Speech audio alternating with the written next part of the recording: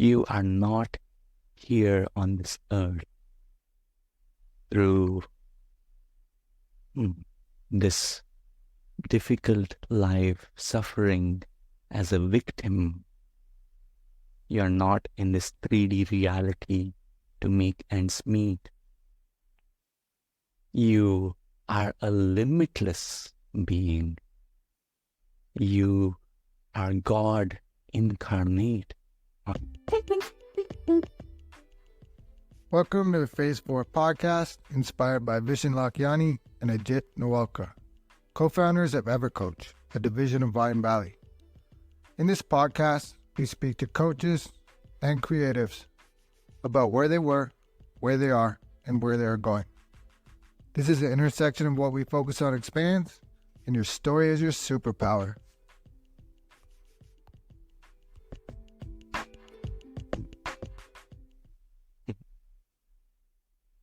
My guest today is Netjer. He is an ordained Buddhist monk who quit his six-figure job to mentor awakening souls towards enlightenment. And today we're going to talk about all of that and more. And Ra, welcome to the podcast. Thank you so much, JP. I'm so happy to be here. Yeah, thank you. I love your story. But I always kind of just begin with, tell us a little bit more about yourself. Oh, that's a great question.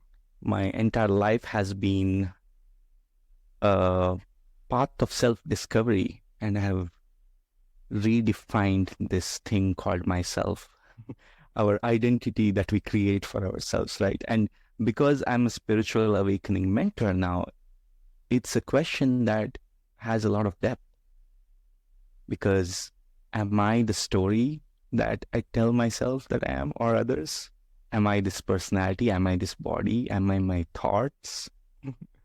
But for the sake of this conversation, it's important to also see that these are the roles we play in this world. And if at the DMV, they ask you for your name, you got to tell your name, right? Right. Even though we are the universe, we have to say, this is who I am. So my name is Netjer. I'm an ordained Buddhist monk, and I have been fortunate to have a life that has been very eventful. All the beautiful ups and downs that taught me amazing insights into myself, my life, the truth of who we truly are beyond ideas, names, and forms. And my spiritual awakening began really young. Actually, even before I was born, the story starts. My mother went through a difficult time before my birth. She had lost a baby before me. I was the first child, and she was afraid she would lose this baby too. And her doctor had cautioned her to be really, really careful, and she was completely scared. So she went to every temple she could, every god she could. She made a deal and said, please, God, I don't want to lose this baby like the first one. I will do anything. I won't hold on to this baby like this is my baby. I will give it to God. I want a baby that brings the light of spirituality to the world. And that's how I was invited into her womb. And because of that, when I was 5 years old, I had my first experience of remembering who I truly am. Past lives, seeing that I had come to this earth many, many times. And I also remembered times when I came to earth for spirituality and got stuck in the little things, the minutiae of life, and forgot actually why I'm here, and lost another lifetime, which could have been used to find myself. That is why we actually come here, right? And that is when I begged to Divine Mother, my word for God at that time, and cried for my higher purpose to be granted to me at that time. And as it happens, in my teenagers, even though After that, I had many beautiful experiences. I was a clairvoyant since my childhood. I was able to heal people. My father was a healer who healed about 1 million people in India. And even with all that preparation, lifetimes of um, being on the path, I forgot everything in my teenagers, and I was a total rebel. I was playing Counter-Strike like crazy. I had a team, I was the captain, and we were about to go off and play a championship. I was about to be a pro gamer, but that is when life gave me a wake-up call. I failed all my exams, not all my exams, 3 exams, which were the main exams: physics, chemistry, and math. And this was 12th grade. And I was in my late teenagers. And even though I was a first rank student before that, because I paid absolutely no interest to anything else but gaming. And this was my rebellion, because throughout my life, I was, a good student, good person, good son. So in the teenagers, you have that urge to go against all of that, right? So I was sent to study with my uncle. My parents said, if you're by yourself, you're gonna, get back into this gaming thing. So let us send you away to your native town. And I went back to study with my uncle, who was a gold medalist in exactly the subjects that I had failed in. But actually what ended up happening was, as he was teaching me these 3 subjects, he was also studying deeply this book called Viveka Chudamani. This book is a great work of non-duality, Advaita Vedanta, written by Adi Shankaracharya.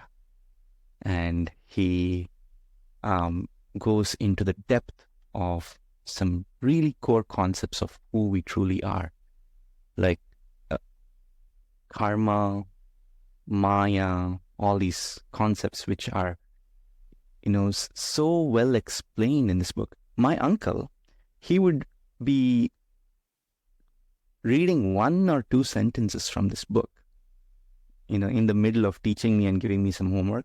He would be just sitting there lost in this contemplation for hours at a time. And I was so curious, what the heck are you reading? I want to know. So this is when he explained to me, what is Maya?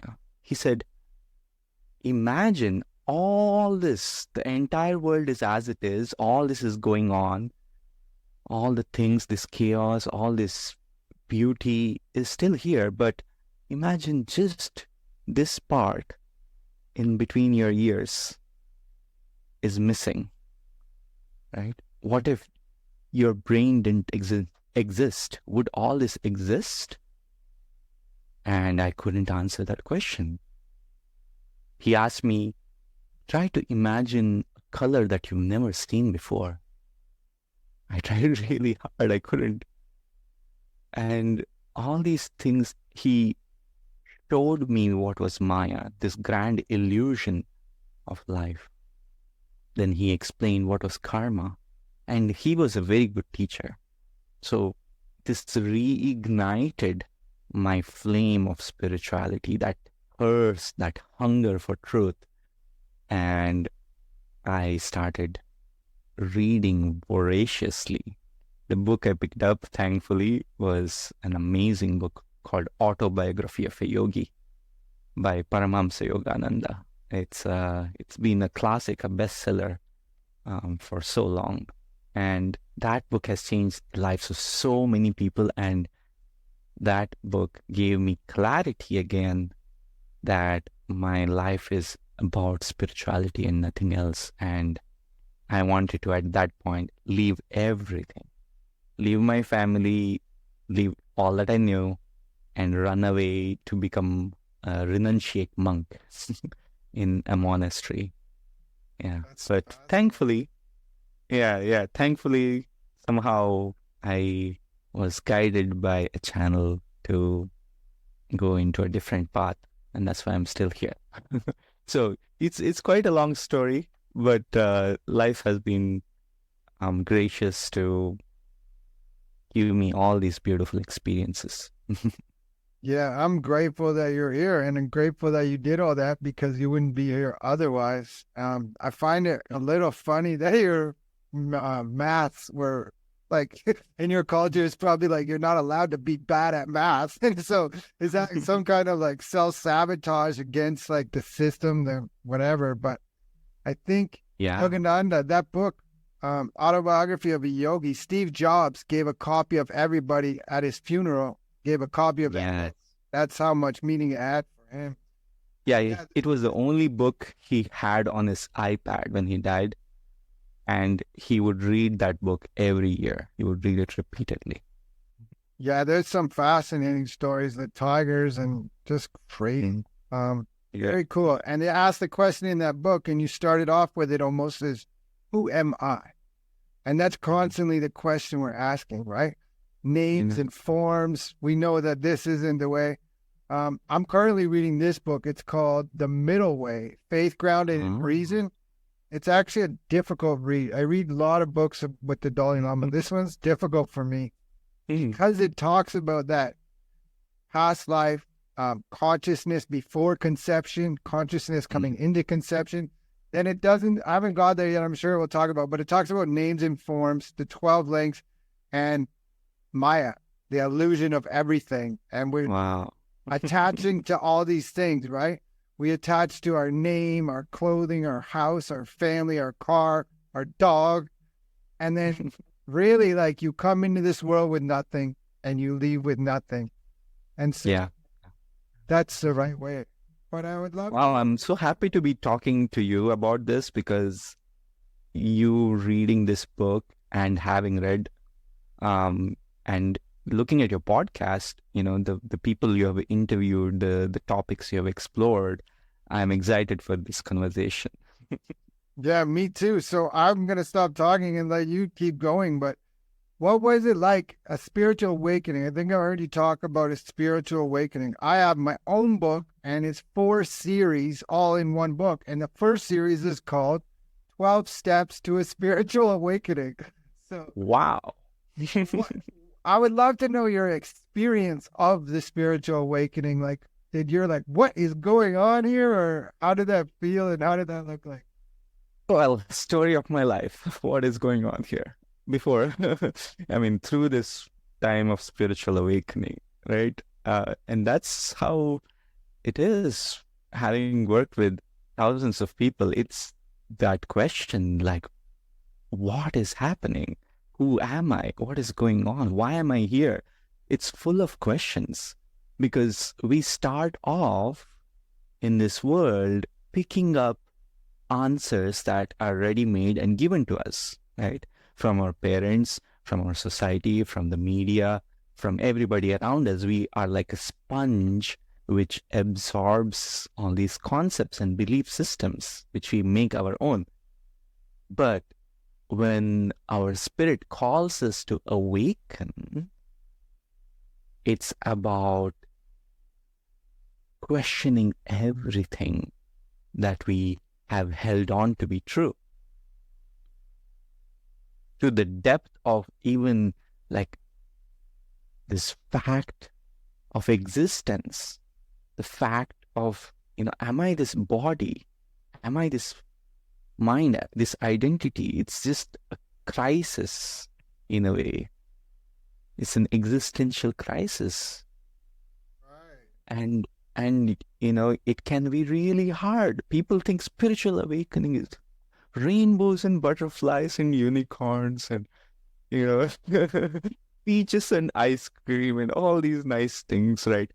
But more realistically, it's about going through your dark night of the soul, because it's the death of the ego, where the ego, which is this fictional story that we have made up about ourselves, which is important to have to interact in this world, right? It's important to be able to relate to others because we communicate with stories. We communicate through concepts. Words, each word is a concept, right? But at the same time, when you believe that to be the truth, there's a difference between truth and facts, right? But most people take it to be true. They believe their thoughts, they believe their belief systems so completely that when the wake-up call comes from spirit, their world is shaken up. As mine was, I went through years of depression, utter hopelessness, utter meaninglessness. I couldn't get out of my bed, not even the bedroom. Couldn't get out of bed for 4 days once. Couldn't eat, couldn't drink, couldn't muster up that motivation to do anything to continue my survival. Because it just was like so meaningless. Why would I even drink a gulp of water to survive? Because it didn't feel like it mattered. When you're going through that, I've been through that. And so when you're going through that, this will be good for someone stuck there right now. Mm-hmm. So it's really difficult. You can't see it. You can't, like, you might have all the answers right beside you, but because you're focused on the self, that's probably what happens during depression. Me, my, I, poor me, I'm a victim, blah, blah. And so you're concentrated on that. You can't see anything else. But, okay, when I was going through it, I remember hearing a guy saying, like, it's just clouds. It will disappear. You just have to wait. And I was like, you don't know what you're talking about. Now I can look back and be like, yeah, it's totally clouds. And then quicker that you just sit with the gray clouds, and you have to ask the questions. Who am I? What am I want? What am I here for? And it's all in service. And so the second that I stopped doing me, my, I, and put the focus on you, they, them, my whole life changed. And this is the podcast. What we focus on expands, right? So if you're focusing on yourself and your misery, you're going to just see it everywhere, where the opposite is also true. So I guess my question there would be, someone who's going through it, who they just don't know what to do, they don't see any purpose or hope, what would you suggest? How can they start to turn the ship around? I don't like to give just one little technique during this time, because I had 1,000 of those little techniques because of my training, because of my exploration. I was looking for a spiritual teacher for 7 years, and I picked up so many different things. And during this dark night of the soul, none of them worked, because the most important thing that kept me in that place, I had to understand that first. That pitfall in which I spent so much time, and that was self-sabotage. Self-sabotage in such a way that even, like you said, even if the answers were right beside me, even though I knew all this was happening for me, even though, my father was somebody everyone else looked up to, and he gave answers to everybody, even though I had read all these scriptures and I had so much wisdom and knowledge from them, none of them came to my use at that time, because it's not about information. So if I give some information to somebody right now, it wouldn't really serve them. They have to be ready. Because, and even if you're ready, like even if a part of me was so yearning, burning for the truth, I saw that another part of me was sabotaging all those beautiful intentions to move forward. And unless you overcome self-sabotage, no matter what you know, what you have access to in terms of resources, etc., doesn't work, right? So that's the first biggest pitfall. It's like, as you said, it's like being alone in the dark in this big room, which has all these beautiful resources and everything, but what you're doing actually is you're stumbling, falling, even on all these tools, and you get hurt. Right. Right? So instead of being able to use them, because the very first thing that changes everything for people is awareness, first of all, right? It's like turning on the light switch, and then you see where you are. You recognize that you have all these tools. Then suddenly you can navigate this so much quicker. Wayne Dyer has a good one. He says he's outside under the street lamp looking for his keys, and he's just going around. And all the neighbors come and they're like, "What are you doing?" He's like, "I'm looking for my keys." And they're like, "Well, where'd you lose them?" And he's like, "Inside." And they're like, "What are you doing outside?" And it's like we're looking for all these answers outside of us when really all you have to do is just get quiet and ask those questions. And maybe the first question is, who am I? Yes, who am I is that question which kind of dissolves all other things and goes to the core. It's the essential question. Yeah. I have been fortunate to study in the lineage of Ramana Maharshi, who this was the question that he would come back to again and again, no matter who came to him with what. It came back to self-inquiry. Oh, I'm having this trouble and this and this. Who is having this trouble? Very Right? Because that is the essential question that liberates you. Yeah. Because then you see that that trouble is not really yours. Right.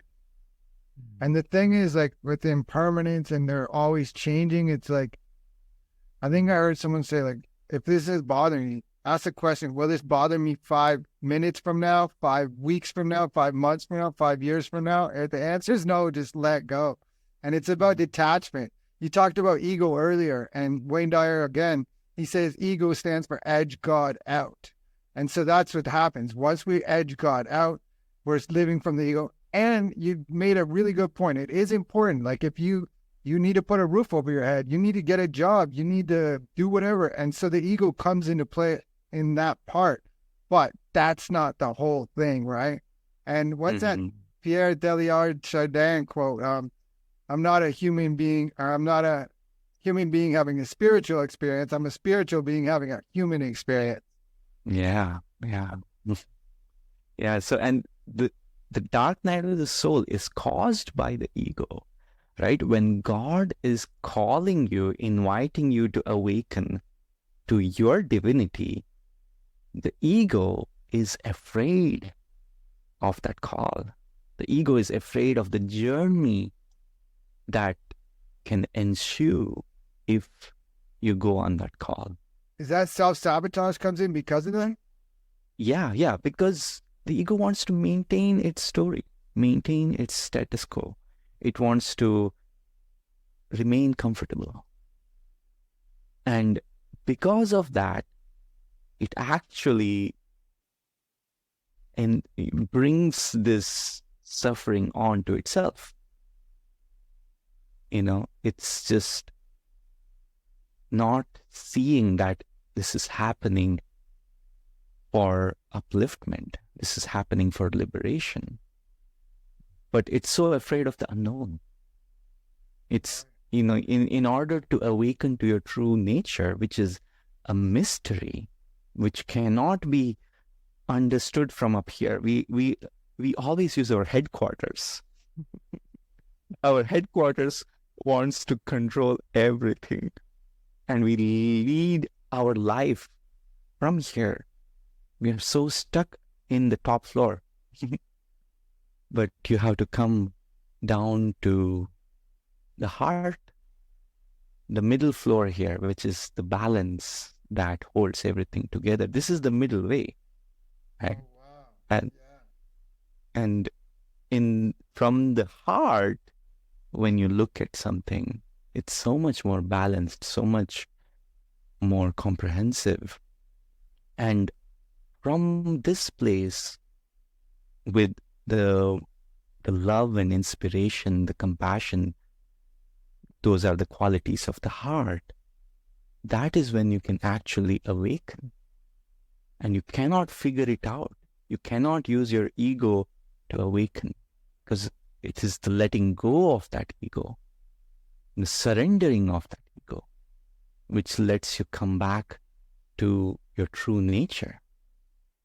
And from here, there is no separation. From here, there is no competition. From here, there is no up and down. From here, there is only beauty. There is only love. There is unconditionality. And that's when you can realize who you truly are. That's the shift, right? It's only a little 4 inches, 6 inches away from your head to your heart, but it's like, wow, so powerful. And then you start to see the whole world totally different. You said about question everything. So another series in this book, I'm not trying to actually sell it, is Alphabet Soup for the Soul. And it's just A is for what I have altruism, B is for benevolence, but Q is for question. And there's an ancient Greek philosopher, Euripides, question everything, learn something, answer nothing. Answer nothing. Yeah, it's more about the question than about the answer. Because when you question yourself, who am I? You're going to get a lot of answers, right? You're going to How do you dissect what's the true answers that are coming through? Yeah, but no matter what answer you get, it's not true. Because as long as it's an answer which can be formulated in words, which means it's limited, which means it is something that has these boundaries that concepts have. As long as there is an answer, it's not true. So there are so many people who practice. Yeah. It's you may have come up with 1,000 stories, and none of them really reach that essence, which can only be expressed through the deepest silence. Your realization is not any answer that can be, formulated, no matter how beautiful a poem can be formed, no matter how lovingly you write it. From here, even the most complicated answer you can come up with. You can write books about it. You can have entire schools of thought about it, but it's still thought. But to realize who you are, you have to go beyond all of that. And it's really helpful to have all that knowledge in the beginning, to study all that, to understand all that, to build up this understanding of who you are from here. But when you come back here, you have to let go all that you have studied, all that you have grasped as knowledge.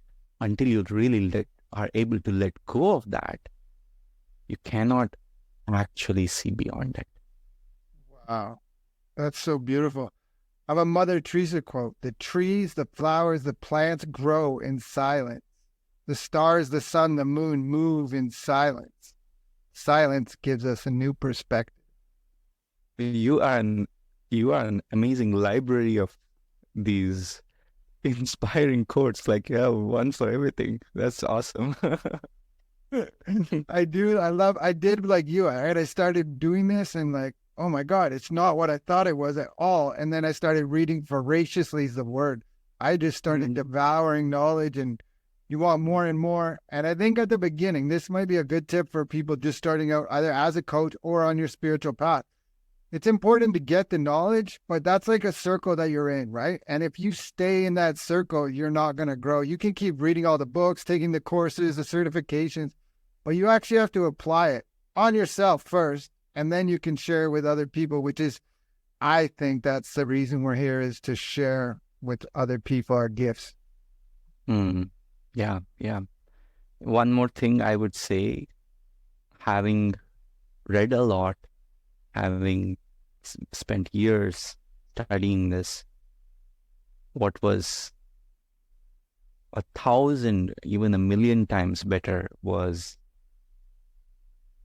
a few days with somebody who has done this, who showed me the way, a mentor who conveyed to me what cannot be conveyed in words. since you're reading Dalai Lama, there is a way that you can transmit your awareness to others. This is the long line of teacher-student lineages that, that goes back thousands of years, right? And I was able to have my first breakthrough, having studied this and progressed little by little on my own, just enough to be ready to receive that. When I met my first enlightened teacher, the first 10 days were incomparable to anything that I could refer to.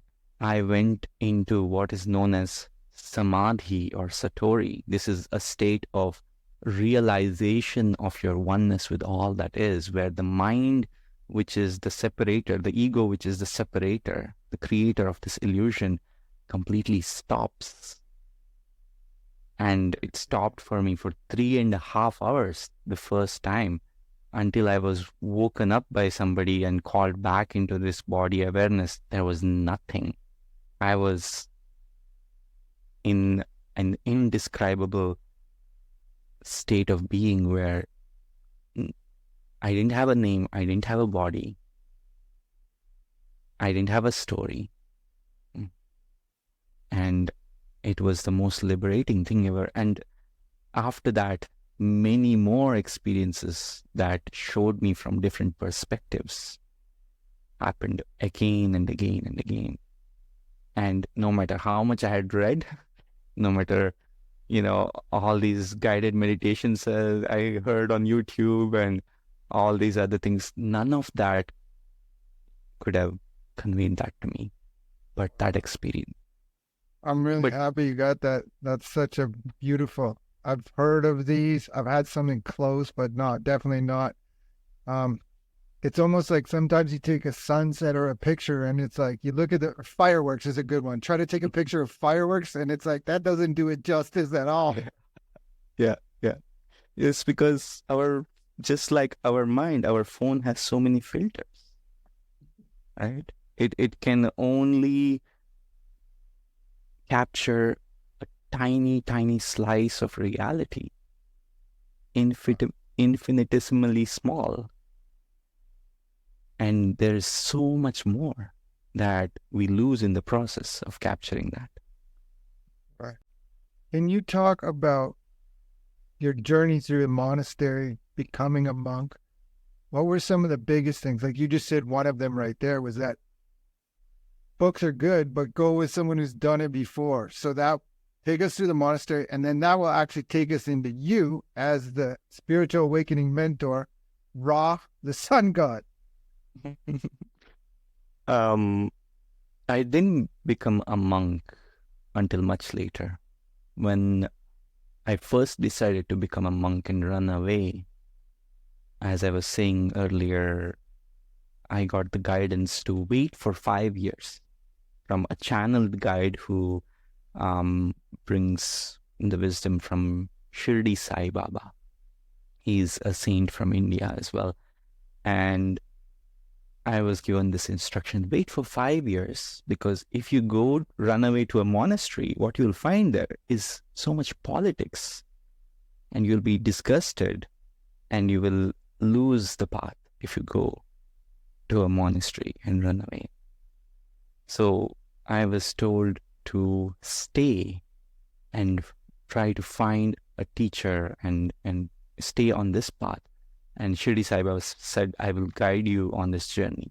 So at that time, I continued reading, trying to find teachers that I could go and visit and online and all that. And since my father had a lot of access because he was kind of popular and he had many spiritual teacher friends, so I was trying to meet teachers as much as possible. But what actually happened was I got more and more disappointed because I had really high standards for a teacher after reading that book, where I was like, I need an enlightened teacher. It was like enlightenment or bust, right? So I looked for 7 years and I couldn't find somebody who could really show me the light. And that's when I started kind of surrendering and saying, I'm just going to follow my heart. I'm just going to follow what life shows me. And it's okay if I don't get a teacher. That surrender, when that happened, that is exactly when life gave me a teacher. And the teacher. Yeah, life is really the teacher, right? More than anything else. But it's important to have a spokesperson who can kind of translate what life has in this teaching so that we can grasp it. It's accessible. So when I met my first enlightened teacher, this was in Tiruvannamalai, in the near the place of Ramana Maharshi. But after these 10 days of these amazing experiences, I couldn't function anymore as a human being. I was an actor before that. I was a photographer. Both of these were also parts of my quest for self-discovery, because when I acted, I studied psychology because I wanted to know myself. And in psychology, I got a chance to act. And when I did acting, I was like, I'm expressing a different aspect of myself, so maybe this will help me. And when I did photography, I was like, there is beauty in everything because there is God in everything. I have to find a way to show that beauty to others, capture that beauty, right? But when these series of experiences happened, it was as if everything I knew was taken away from me. And my entire life was turned upside down and shaken, and all the pieces fell apart. And I was left there to pick up the pieces, and I didn't know what to do. So I just left everything. I dropped my projects. I was acting as a lead actor in South Indian movies, and I just couldn't continue. So I lived in Tiruvannamalai, this place where I had that awakening.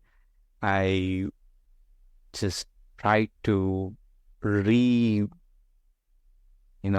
orient myself, relearn how to function, essentially.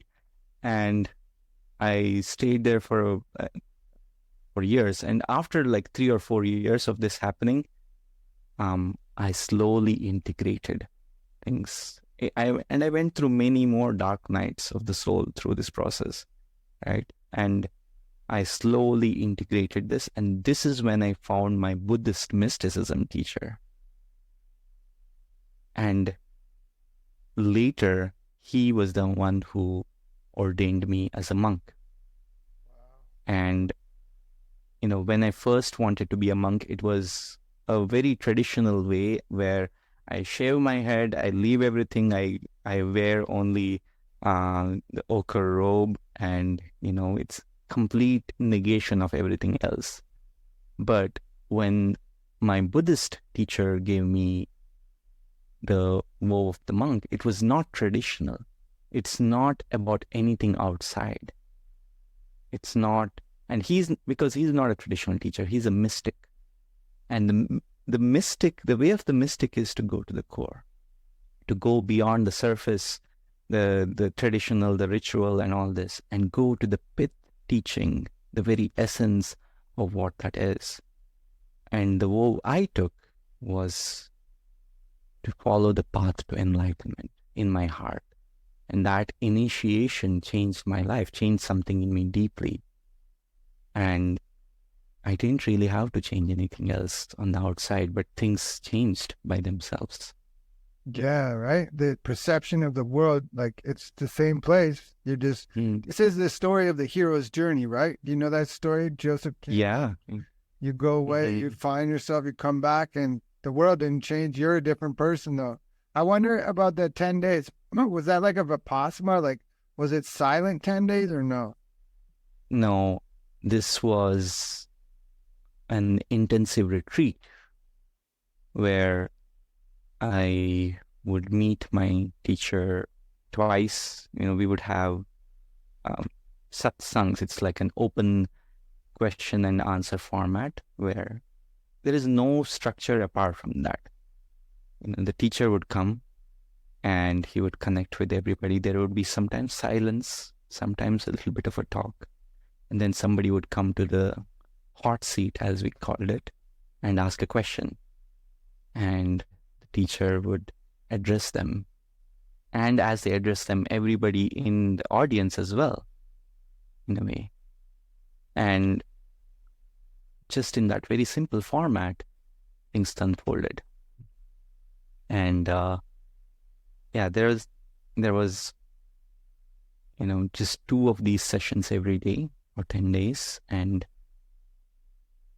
the first experience that I had of samadhi was when I completely surrendered in my heart, knowing that this is the teacher life has brought to me after years of looking.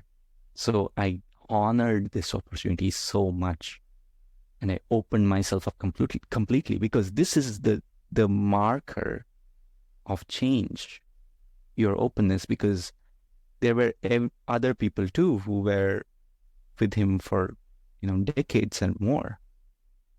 But me being there for the very first time, I was able to go into those experiences because I was like so looking for a teacher for so long. It was so precious to me, that moment, that I wanted to make the very best out of it. And I opened myself up. Life wants us to awaken. God wants us to awaken. But it's we who hold ourselves back. Yeah. So when I stopped holding myself back, I was able to actually receive that teaching. And when my teacher said a few words which came with this wave of energy with them, that was so powerful. It hit me, and my entire being shook, and my mind started freaking out. In the beginning, it was like, oh my God, what's happening? I don't know. And then it ground to a halt, and it fell silent. And as it fell silent, it just became dormant. And this entire world, as I knew, started like crumbling. It was, and I saw myself going into what cannot be described in words. It was, everything was light. I could see everything all around me with closed eyes. I was not in my body. My body was there, but there was no sense that it was me. So it was as if it didn't even exist. Wow. I could hear sounds as light. I could see sounds. My perception in the beginning was light, and there was only light. And no matter what I say, it's really hard to get a sense of what I'm saying. It's only to be experienced. But that changed my life forever. And I would have probably stayed there for much longer. But, everybody left. I was just sitting there for 3.5 hours, and everybody had left, had their dinner and everything. And there was this loving, kind woman who was like this motherly figure there, who was, getting everybody food and everything. And she came back to check on me. And she's like, hey, you haven't had food. Everybody, are you okay? What happened? Why are you sitting like this? And she held my hand, called my name for so long. And I was lost in this thing. And this was this entire experience was so minuscule in my consciousness. But as she called my name again and again, repeatedly, slowly, I started kind of coming to that name attachment again. It's hard to say, but this name didn't mean anything to me for so long as she called it. But slowly, I started getting a sense that this name is referring to me. Such a strange feeling. And then slowly, it became more and more real that this name is mine. as I started coming back into my body and I started feeling my body and I could finally slowly move again.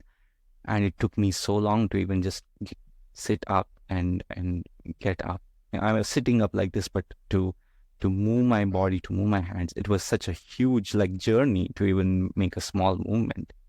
I So had a transcendental experience one time. I was on a treadmill and I started meditating while I was on the treadmill, and I just disappeared out of my body. I wasn't there. Like, if you look at the video in the thing, you'll see a guy running on the treadmill, but I was not there. And then you come back after. And it's weird because the feeling would be called emptiness, but it's not emptiness. It's like, it's the opposite of what somebody would think emptiness is. It's wholeness. But really, I don't know if I'm saying it right. yeah, emptiness is the fullest thing ever. Yeah. It's most, our headquarters is very, black and white about these things.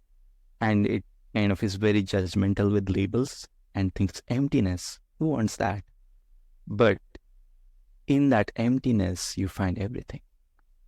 Yeah, because then it's all connected, really, right? Interconnectedness. And then you can see the Maya, that's its illusion. And like, once you have a moment like that, there's no turning back. It's like, at first I didn't even want to tell anyone, man, because I was like, I'm like, my family and friends are going to think I'm crazy. And then I told them like much later, and they're like, you're crazy. It was like, okay. So Yeah. question, how do you continue to grow, right? And you said something cool back there that I don't want to skip over, that you've had many spiritual awakenings. It keeps going up and down. And so I would wonder, is that the ego coming back in and pulling you back? And then, so how do you continue to grow as well?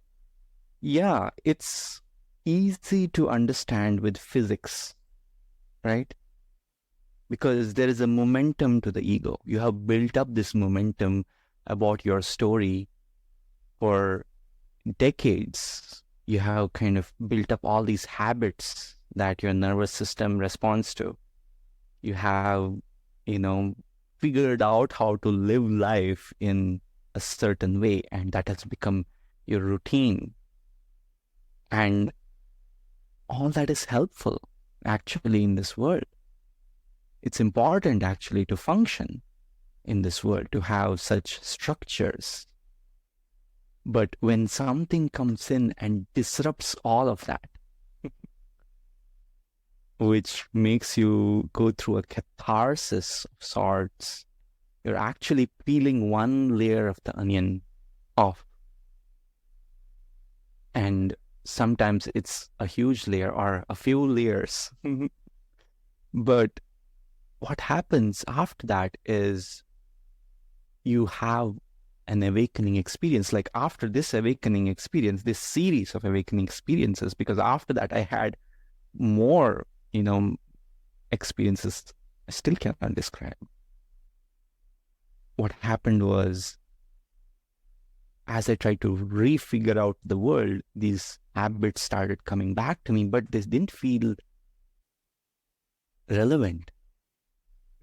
I couldn't do the same things again, but I still had to function in the world. So I was like trying to see what's relevant to me, trying even how to say my name.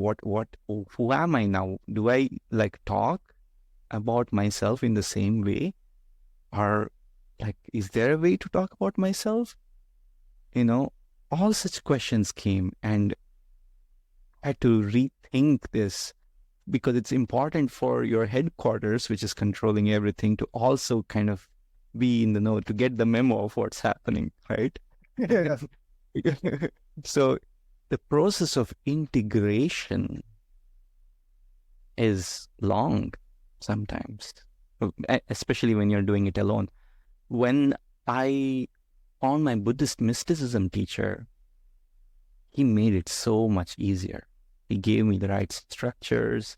He gave me clarity. He gave me a community of people who supported me, who could understand me. When I was an actor, for example, and going through this awakening, nobody got me. Even though I was like the life of the party, and like everybody was like this is an actor and all this. And I felt it as a burden, actually, that I had to fulfill those expectations. And nobody, when I spoke about spirituality, really got what I was saying. So I felt isolated. I felt so judged, even in India, the land of spirituality, right? But having the community, having the right guidance, having a mentor who really saw me where I am and could give me the next step, that helped with the integration so much. Because when I was doing it by myself, it was again and again dark night of the soul. Because I would integrate some part of it and my ego would freak out again. It would stop functioning, like I couldn't, to get through the day. It's like conflicted with yourself, right? The ego wants to Yeah. go back to what's familiar because it's familiar, and that something else is there. I could even see the part about acting, how that must be like more difficult, right? Because just the emotions, the styles, so I know what you're talking about a little from my experience was the same. At the very beginning, cathartic is a great word. It was so cathartic that some scars were just coming up and I was trying to choke them back down. And then fortunately someone told me, no, that's the stuff coming up. You need to release it or it's just going to come out a different way. So I started releasing it in like deep breaths like this. And it was scary at first because when I didn't know what was happening, but once I heard that was happening, oh, okay, now I can just release it and move through it. And then it collapsed the timeline, which sounds like what happened once you found your mystic. Yes. Collapsing the timeline is exactly what happened, because I spent 3 years trying to DIY, right? And I didn't have the right guidance. I didn't have clarity. I didn't have people who supported me. But having all that just changed everything. So what I do now is actually what could have helped me in that dark night of the soul, when I was alone in the dark, when I was lost and confused and hopeless. If I had this guidance that I provide to others now, it would have made things so much easier, so much faster, so much more joyful, right? We don't need to go through all this suffering. Right? It's completely optional. Let's talk about your company then. So Awakening with Ra, talk about us. Is it one-on-one, group coaching? What does it look like? Yeah, Awaken with Ra is what I started because this is essentially what I'm here to do. This is what I have done, for lifetimes. I'm an ancient soul. And life prepared me to do this in a very powerful way. Life gave me all these experiences. The suffering I went through, I realized, was that blessing, that preparation that let me connect with others who are going through something really similar. In my mentorship, when somebody says, I'm going through this, it's so cliche now that I can say, I went through the same thing. or something similar, and I know how it feels to you. You can tell them even this is what's going to happen next. Yeah, because it's the same pattern. The same pattern I through again and again for years. I noticed people who are coming to me are going through the same thing. The stories are different, but the pattern is the same. Right. So what I do is just help them get to the next step, give them all the support, the community, the guidance, the clarity of where they are. Instead of being stuck, zoomed into that one little place they are stuck in, they now get a bird's eye view and they can see what's next. They can see that this is actually happening for them rather than feeling like a victim of that situation. And that changes everything. Right? There are, mentees or students who had so much self-sabotage. Like everything you throw at them, they take it and make it as a weapon against God. But mentoring through that finding a place to actually accept divinity, accept their divinity. That's the huge shift that needs to happen for people to integrate their awakening. That is actually what can help you take this journey that life has opened the door to. Spiritual awakening is just the beginning of the journey to enlightenment. Right? So unless you go through this catharsis and you are able to accept your divinity, you cannot reach the goal of that, which is enlightenment, which is the realization of who you truly are. Spiritual awakening is just a glimpse of who you are. And then to realize it takes work. Life gives you a sample. It's like Costco. You get a sample in the beginning and you're like, wow, this is so tasty. But you gotta spend. Yeah, you gotta ask where it is and you gotta go find it and you gotta pay for it. You gotta, earn it. You gotta do the work. Do the work. That's what I was gonna say. I love that point because it's important. I think it's a forever thing. Like there's always work to do.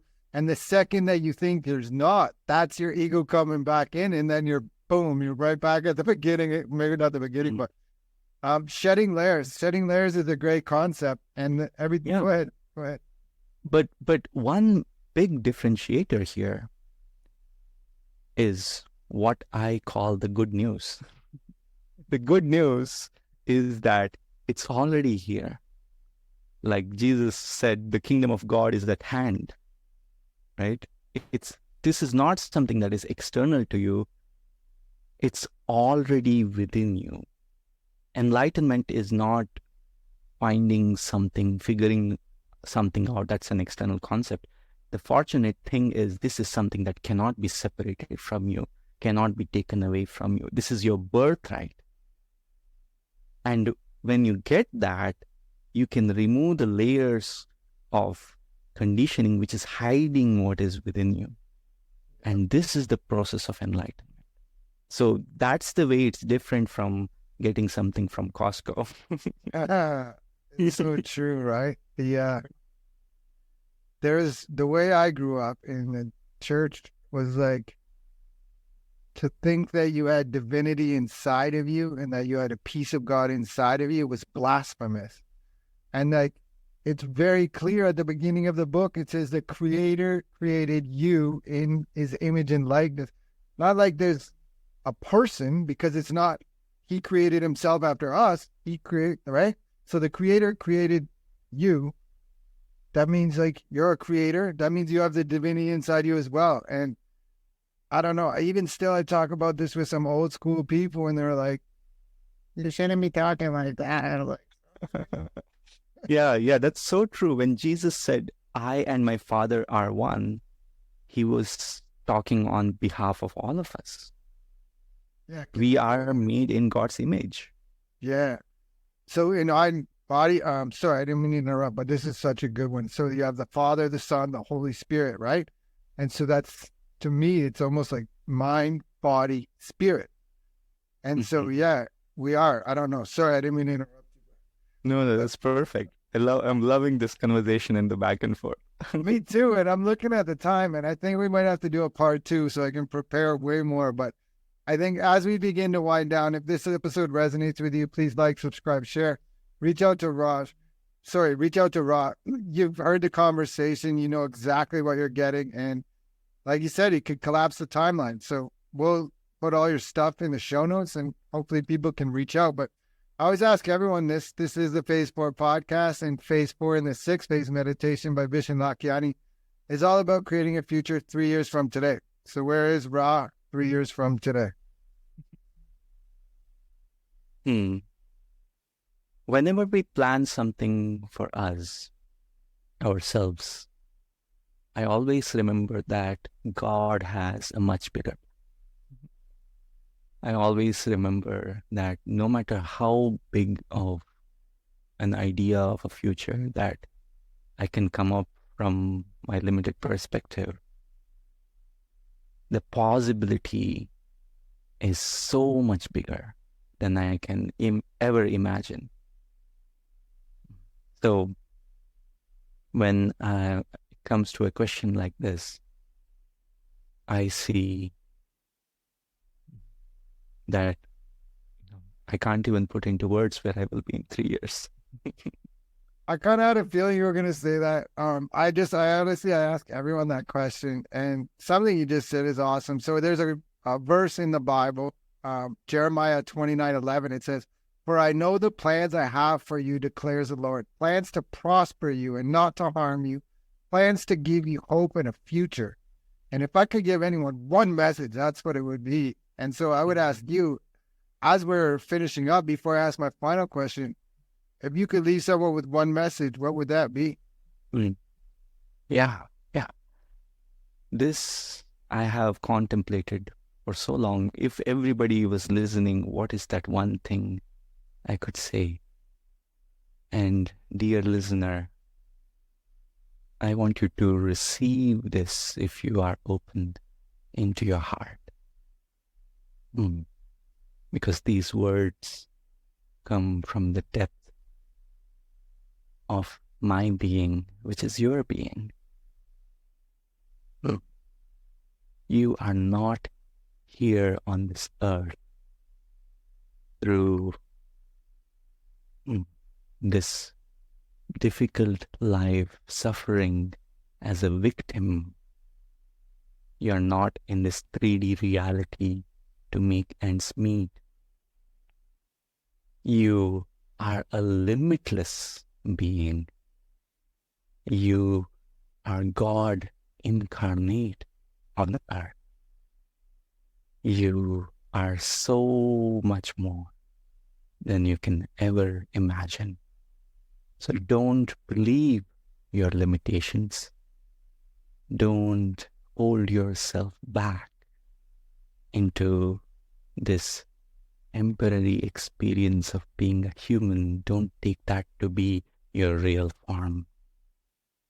Accept your divinity, accept your enlightenment, accept this gift of life. Get yourself out of the way and discover your enlightenment. Namaste. Thank you. Man, that hit my heart really hard. Thank you. I think my final question is, where can people reach you? You can go to my website, awakenwithra.com, and I have for you a free spiritual awakening masterclass where I go in depth into what is really happening here with your spiritual awakening. What is holding you back, the 3 biggest pitfalls, and what are the things that can liberate you, help you go through this journey in a much easier way. And I'm also going to be releasing an app with a few different masterclasses soon, which will also be on the website and released. And if you feel you could benefit from my guidance or mentorship, if this resonates with you, you can join my waitlist to work with me as well. And I work with very few people one-on-one. So if something opens up, or when I have a cohort of people walking through this journey in a joyous way together, supporting each other, you would be able to join that as well. Thank you so much for this. This was so awesome. I'm so grateful. Thank you. Thank you for having me and this beautiful conversation, your questions. I really enjoyed this back and forth we had. This has been wonderful. And I can see how you have gone through your own journey, learning so much, and all the topics you've explored. Really beautiful. Thank you so much.